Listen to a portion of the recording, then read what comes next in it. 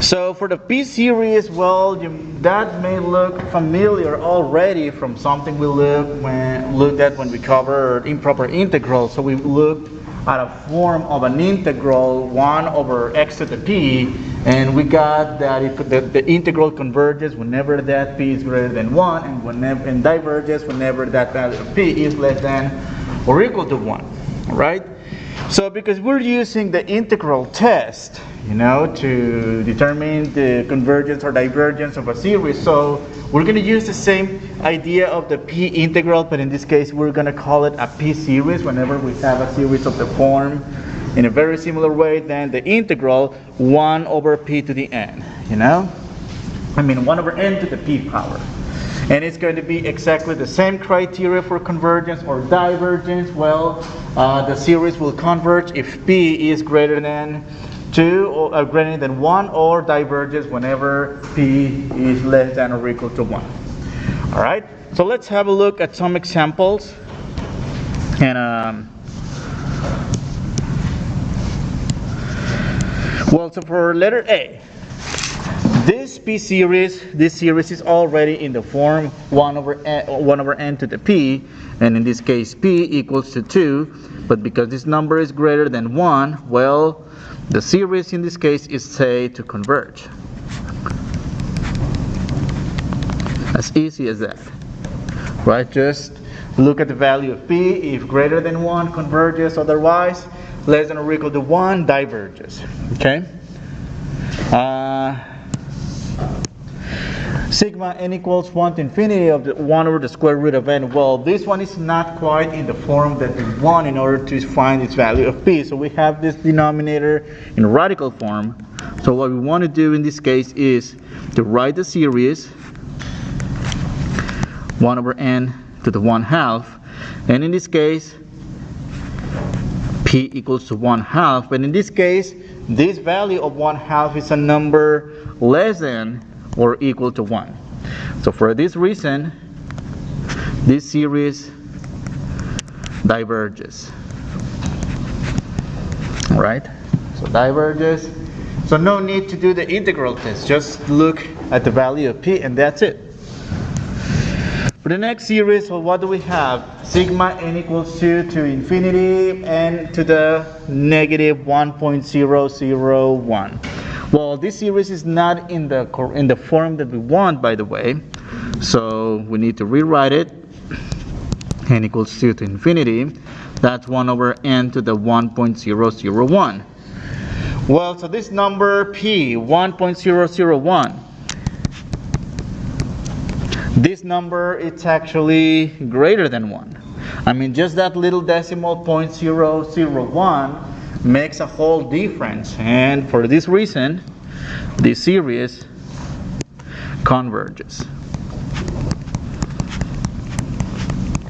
Alright, okay, so for letter D, the last example in this handout, well, they're giving us a series. In this case, they're not giving us the numerical value of p to determine whether this series converges or diverges, by just looking at that power p. So this is a typical exam question in which they would ask you for which values of a we would have a convergent series in this case. All right? So for a p series,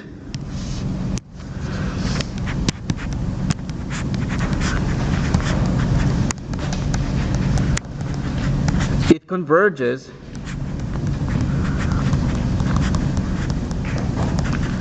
when p is greater than 1. So if, let me highlight this, if 3a plus 1, so we can take that power 3a plus 1 and call it p. Alright, in this case, let this be our power p.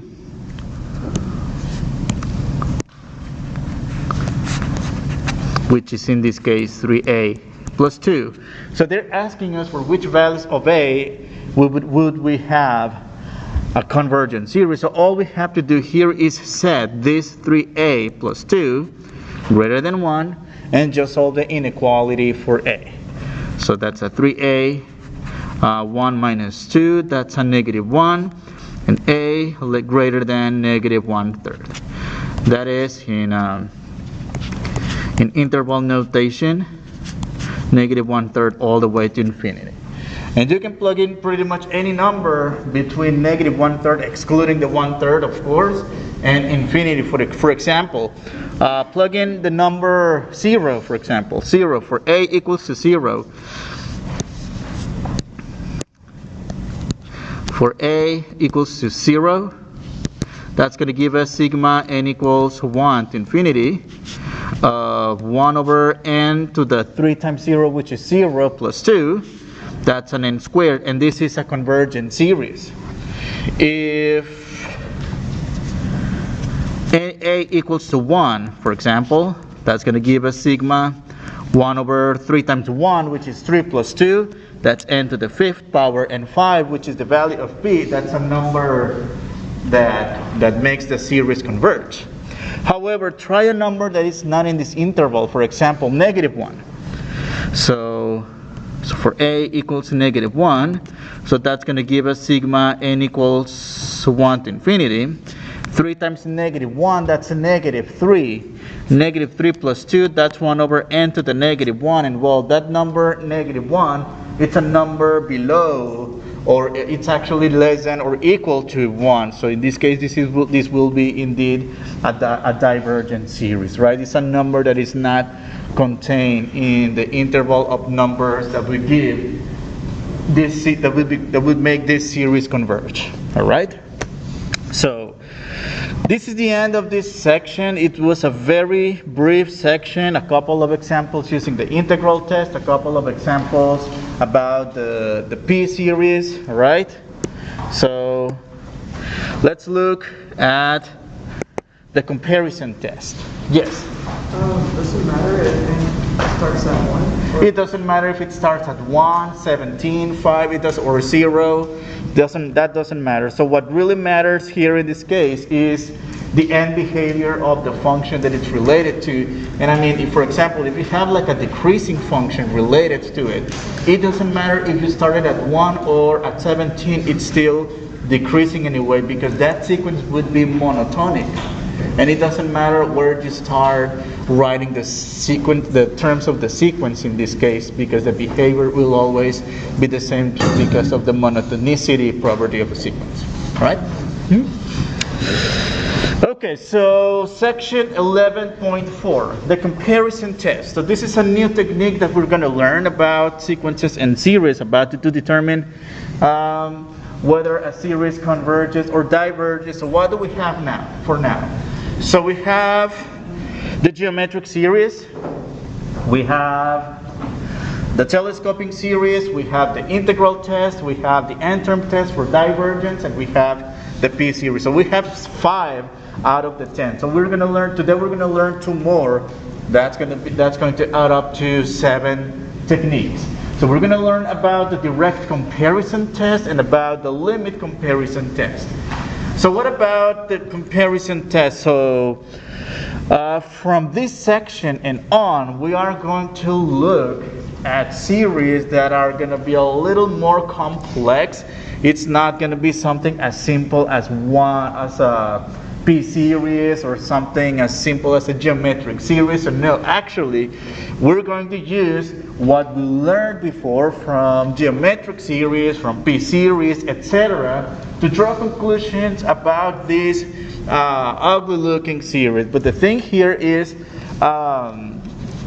we're going to observe this ugly-looking series and see if we can relate them to something simpler. But well, so how are we going to do that? Well, so notice the form of this series. Number 1, for example, the first example, we have a polynomial over polynomial. The second example, it's 1 over the radical. And the third example, it's it's a combination of terms, but in this case it contains polynomials as well as exponential expressions, right? So ultimately,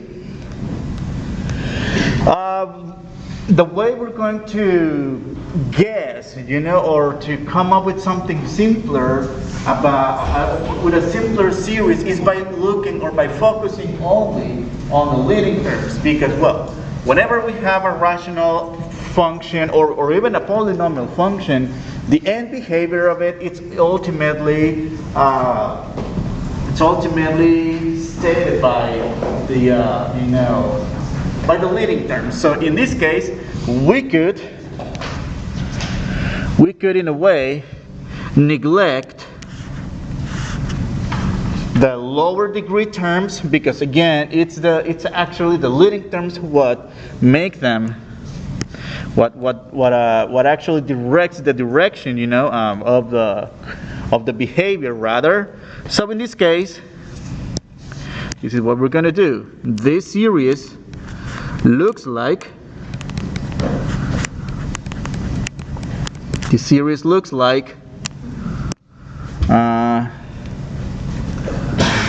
sigma n equals 1 to infinity of n squared over n to the 5th power. But how about we simplify this series? Well, this would look like sigma n equals 1 to infinity 1 over n cubed. And well, this series, which is something a lot more simpler, it's easy to determine its convergence or divergence, because this is something we already did in the previous section actually. So from the previous section, we know that this is a convergent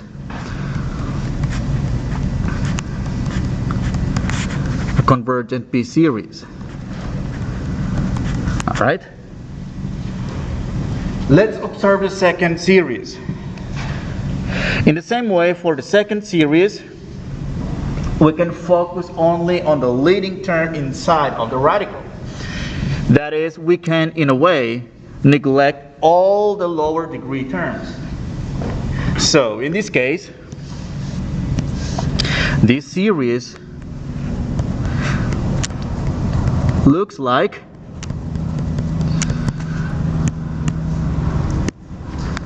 sigma n equals 1 to infinity of 1 over the 5th root of n cubed, which is the same as saying sigma n equals 1 to infinity of 1 over n to the 3/5. And this is another P series because it's of the form n to the p power, just like the previous one. It's n to the p power. So, well, because in this case, that value of p, it's a number less than or equal to 1, so this is going to be a divergent P series. Alright. Let's look at this madness right here. Sigma n equals 1 to infinity of 3 to the n over 7 to the n plus 9n minus 3. Alright, so let's see if we can find a series that looks like this ugly looking series. And well, again, so you might want to neglect the lower degree terms, or the lower order terms in this case, because really we're not talking about degrees, because we have a combination of polynomials and exponentials. So exponentials do not have really a degree, so rather we're comparing the order of the function. So it's the order of the exponential versus the order of the polynomial. So we can neglect the polynomials, which are lower in order, and we can just look at the remaining series right here. So this will actually, it looks like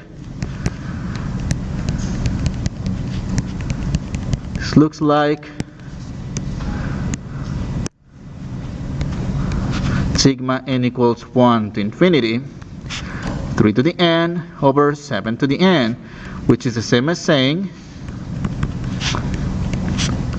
3/7 to the n power. Alright? And well, if we observe the form, this looks like a r to the n power. That's like a geometric series. And well, so this is based on the value of r, since in this case the value of r is 3/7, it's a number less than 1. So this is a convergent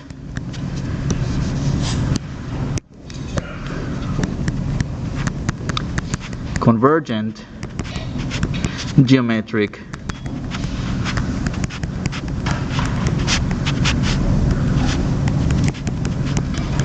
all right.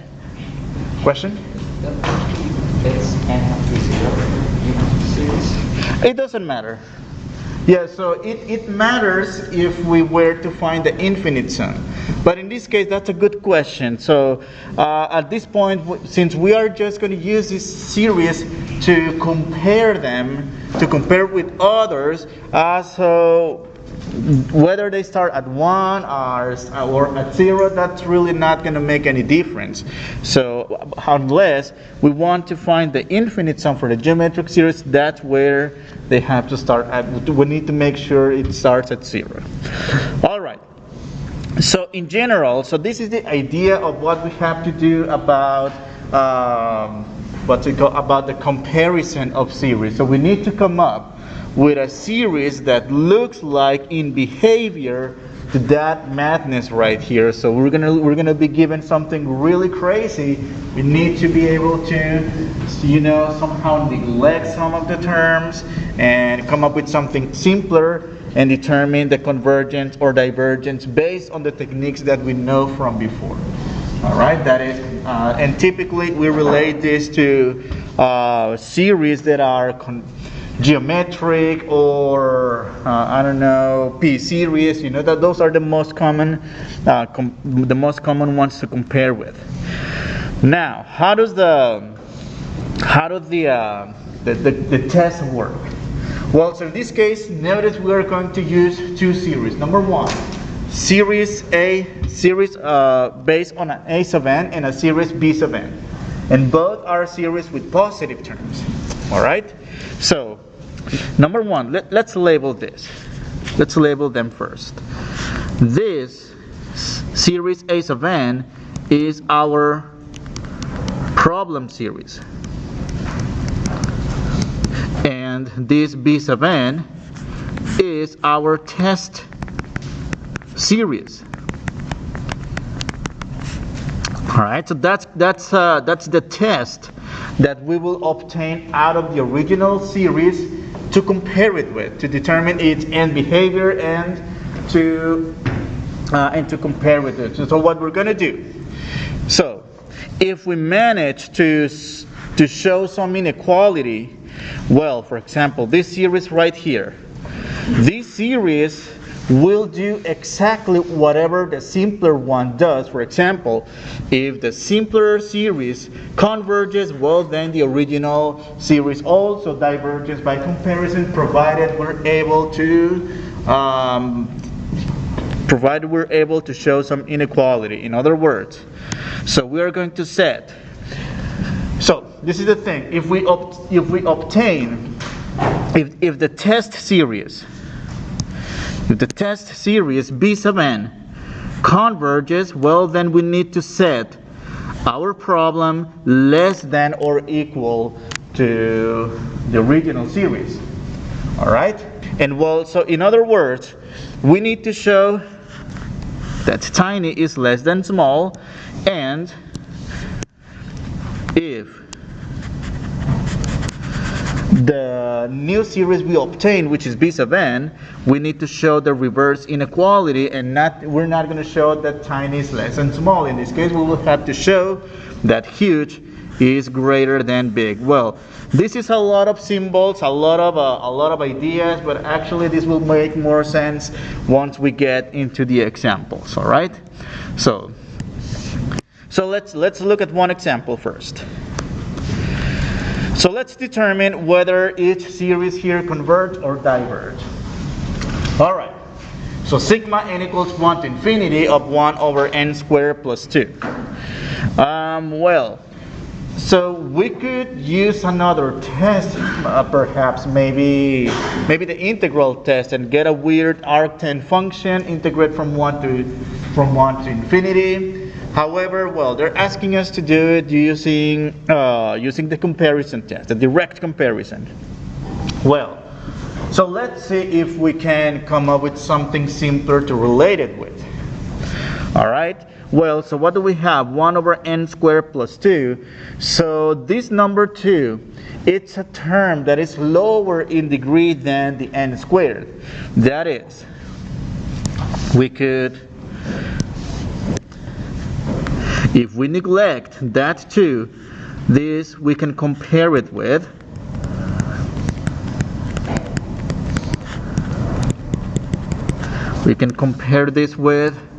sigma n equals 1 to infinity of 1 over n squared. And well, this series, if for this series is really easy to determine its convergence or divergence, well, in this case, we need to state what it is. This is a convergent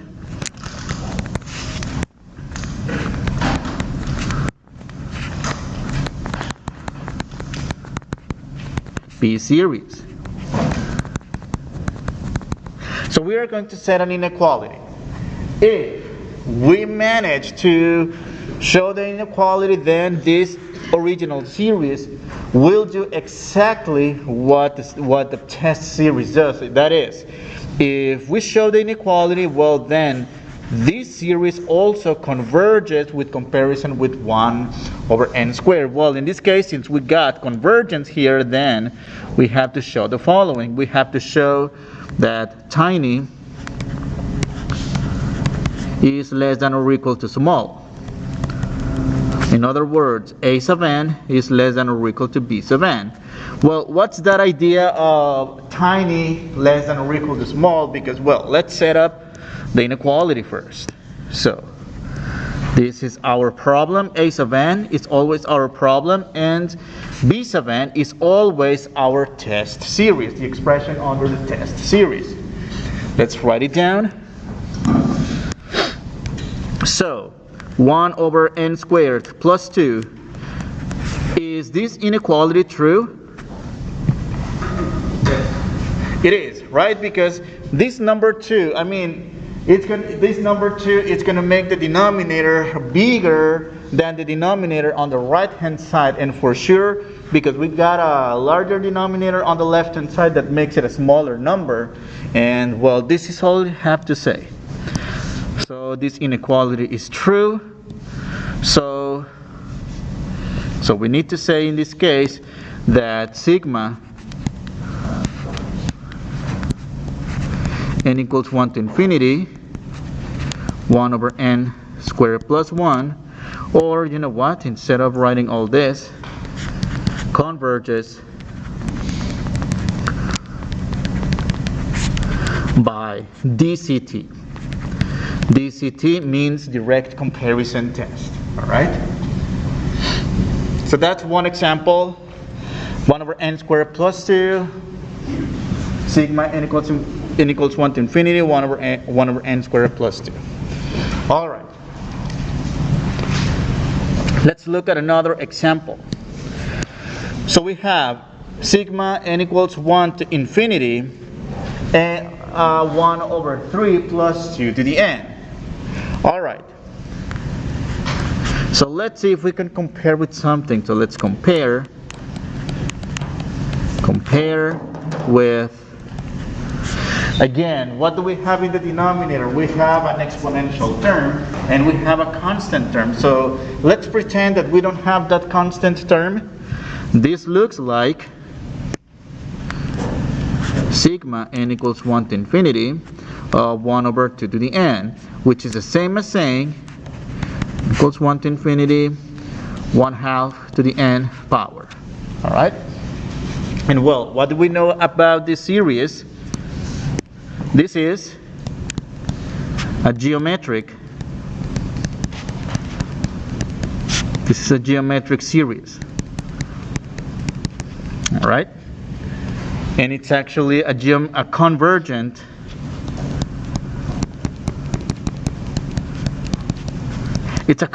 geometric series, because our common ratio here, which is 1/2, it's a number between 0 and 1, in accordance with the criteria for convergence for the geometric series. Well, so in this case, again, for convergence, when we come up with something that convergence, we have to show that tiny is less than or equal to small. Alright? And well, in this case, that is a sub n less than or equal b sub n. So we need to set these quantities. This is the problem is always the a sub n, and the b sub n is always the test series. So let's set up the inequality and see if it's true. So 1 over 3 plus 2 to the n. Is that less than or equal 1 over 2 to the n? Is this inequality true? Yes, so this 3 in the denominator adds up a little bit more, making it a smaller number than on the right hand side of the equation. So this inequality is true. So this series converges by direct comparison test. All right, by DCT.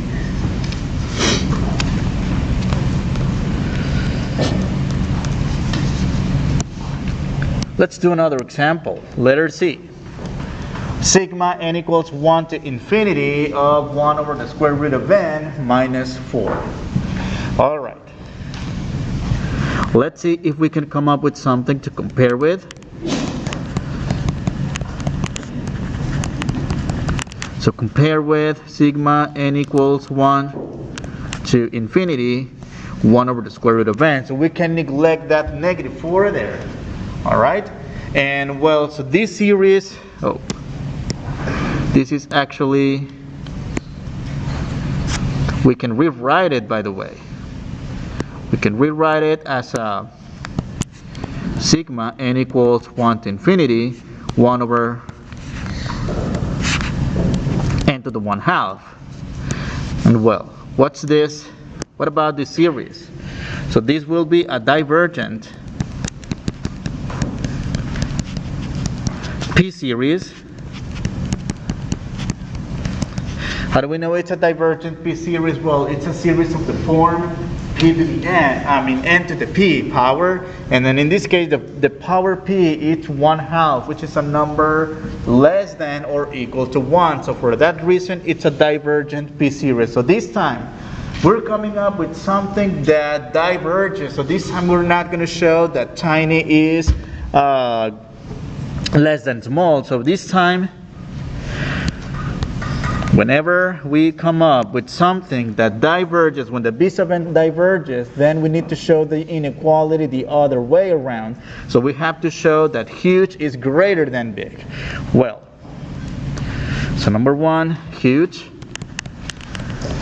is greater than or equal to big.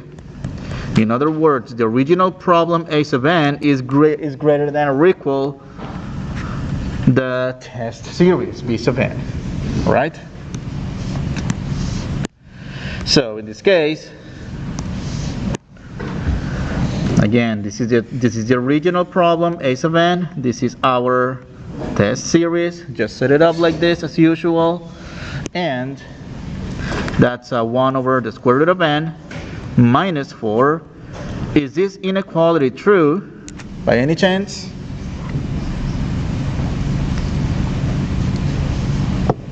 Yes or no? Yes? Well, subtracting 4 units on the left hand side, that's going to make us divide by a smaller number, obtaining a larger quantity than on the right hand side. And again, since this inequality is true, then what are we going to say here? Not converges this time, because we managed to show that huge is greater than big. Well, this original series will do whatever the test series does, which is in this case diverge. So diverges by, again, direct comparison test. Right? Yes.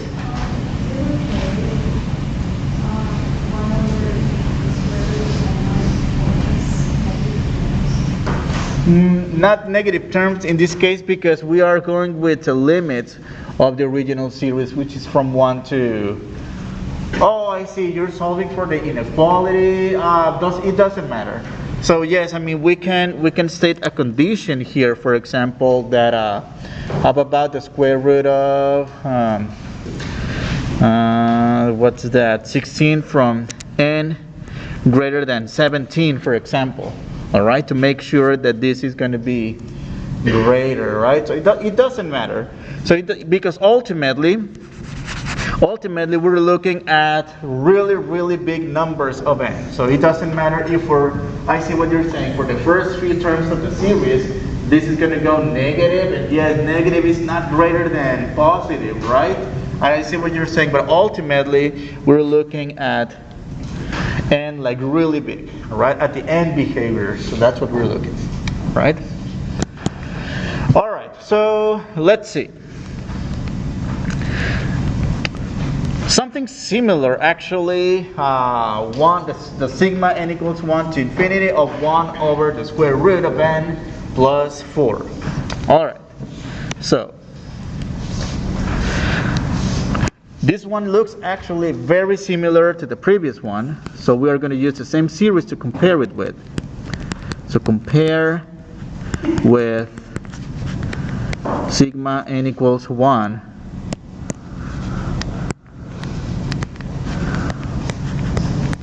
to infinity 1 over the square root of n, which is again sigma n equals 1 to infinity 1 over n to the 1/2. And again, this one is a divergent p-series.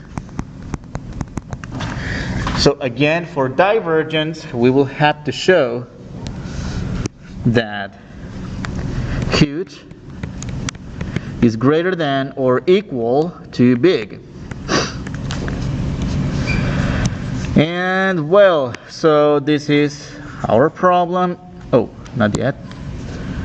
This is a sub n greater than or equal b sub n, and this is our problem greater than our test. Is this inequality true? Well, let's find out. This is 1 over the square root of n plus 4 greater than or equal to 1 over the square root of n. Is this inequality true?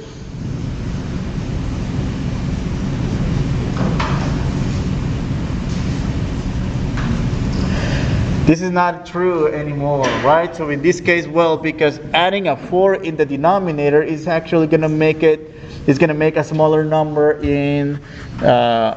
on the left hand side than on the right hand side. So here our conclusion is that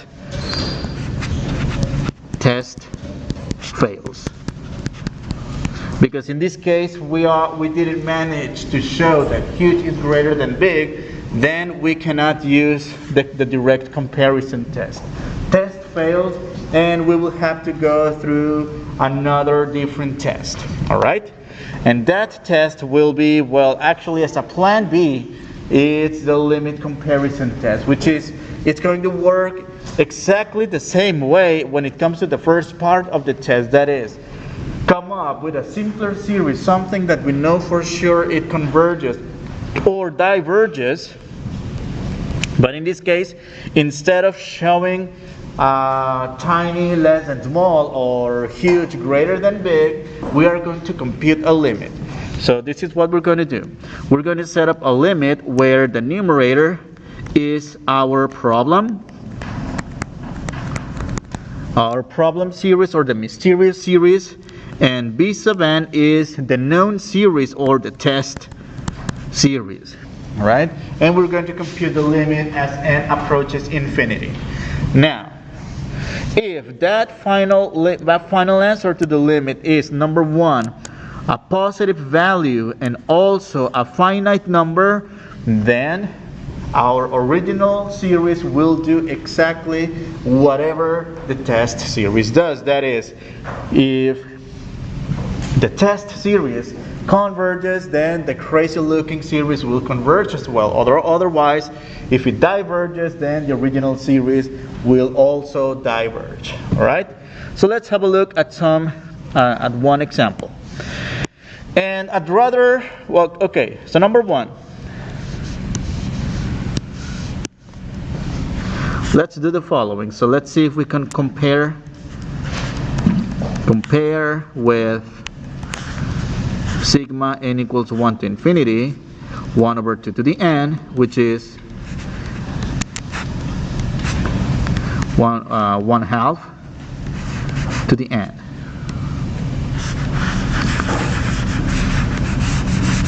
All right.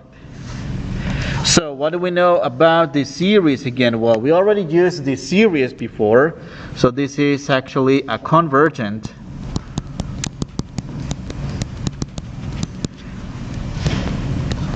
geometric series. All right.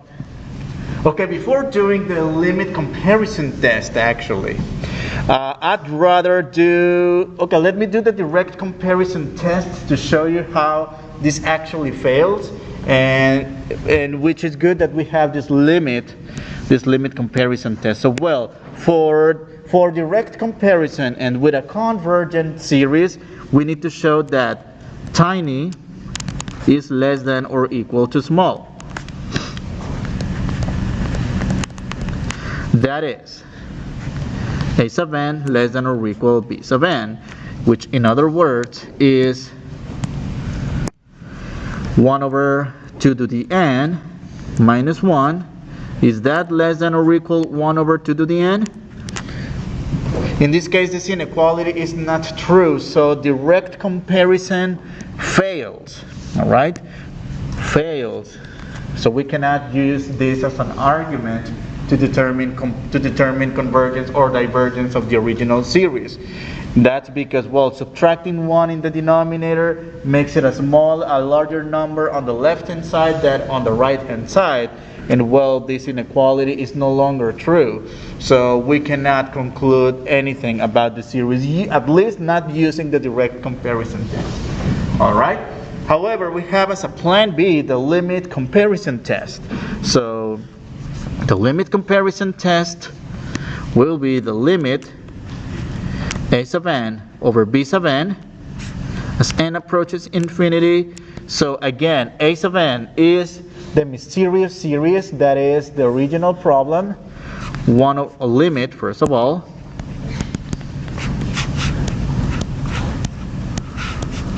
(1 over 2 to the n minus 1) divided by 1 over 2 to the n as n approaches infinity.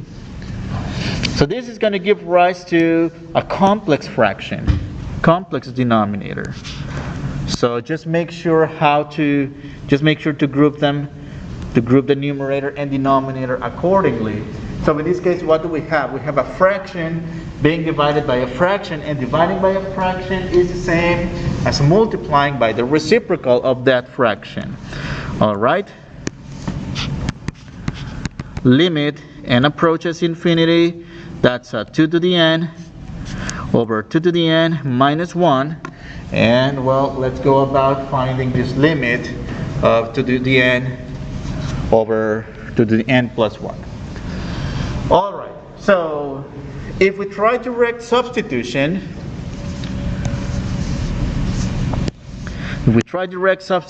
this is going to give us a form, well, 2 to the infinity, that's infinity, over 2 to the infinity, which is again infinity minus 1, but that minus 1 is not going to do any harm to the infinity, so that's just infinity. So that's infinity over infinity, which means it's good. That means that we can do any algebraic manipulation to compute this limit, and it could be, any factoring technique, which in this case I don't think there's anything we can do about it. Multiplying by a conjugate, I don't think this is applicable for exponentials.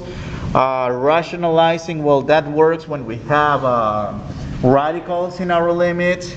Or, well, if none of this works, well, we can, number one, we can use the L'Hopital's rule, take the derivative in the numerator and the denominator, but that involves finding the derivative of an exponential function of a base other than e, which is not the most common way to go about. So, but I'm going to go about that one, so we can review how to differentiate an exponential function of a base other than e. Another way is to divide every single term by the highest order or highest degree term, which in this case divide everything by 2 to the n. However, I'm going to do the L'Hopital's rule. And for the L'Hopital's rule, how about we review the formula to differentiate it's 2 to the, or rather a to the n, not e to the n, a to the n prime. That's the derivative of the exponential, which is itself the exponential, times ln of a. So we multiply by the logarithm of the base of the exponential. Okay, so let's indicate that we're going to use L'Hopital's. So this will be equal to limit the derivative of 2 to the n, which is 2 to the n, times ln of 2, divided by the derivative of 2 to the n in the denominator, which is, again, it's the same as in the numerator, ln of 2 times 2 to the n, and the derivative of -1 is 0 as n approaches infinity. And notice how everything here will get cancelled, will divide out, and the limit will be equal to 1. Alright, so that's the limit. Now we need to make sure two things about this limit. Number one, is this limit positive? Is it finite? So we didn't get a DNE or an infinity, and we didn't get a negative number. So in this case, because positive and finite, this means sigma n equals 1 to infinity 1 over n squared, 2 to the n rather, minus 1 converges by LCT, in this case by limit comparison test. Alright.